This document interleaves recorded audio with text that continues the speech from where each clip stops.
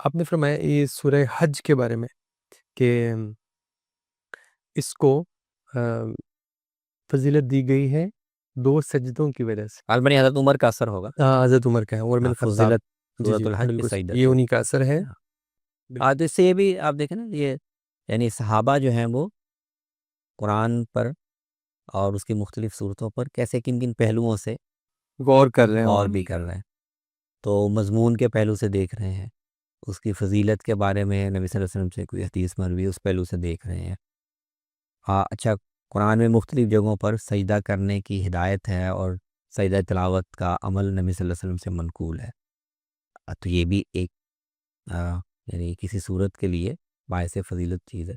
تو وہ انہوں نے نوٹ کیا کہ سورہ حج میں 2 جگہ ہیں جہاں پر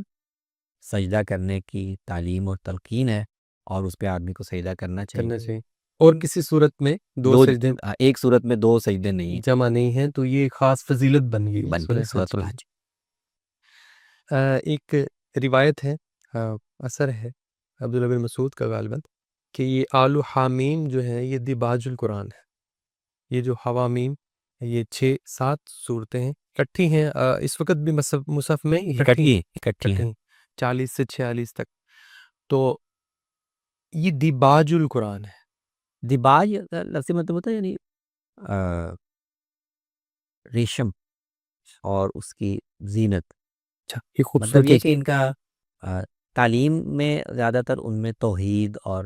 انذار یہ نمایاں ہے ظاہر، اور آہنگ میں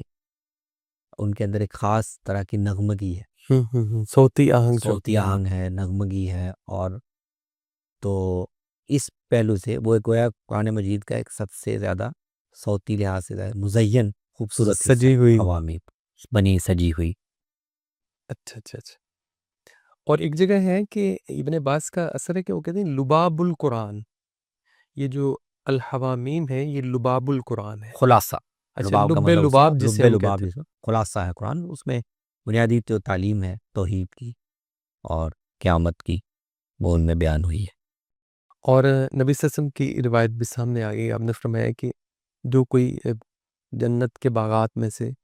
چلنا چاہتا ہے، کھانا چاہتا ہے، حوامیم کو تو حوامیم کو پڑھ لے۔ تو یہ جنت کے باغات یہ بھی یہ اس کی ان کی خوبصورتی اور زینت، اور جیسے ایک کیاری میں ایک باغ میں بڑی خوبصورت پھول سجا دیے گئے ہوں، تو یہ ایسے ہی ہے کہ ان کو لفظوں کی شکل دے دی گئی،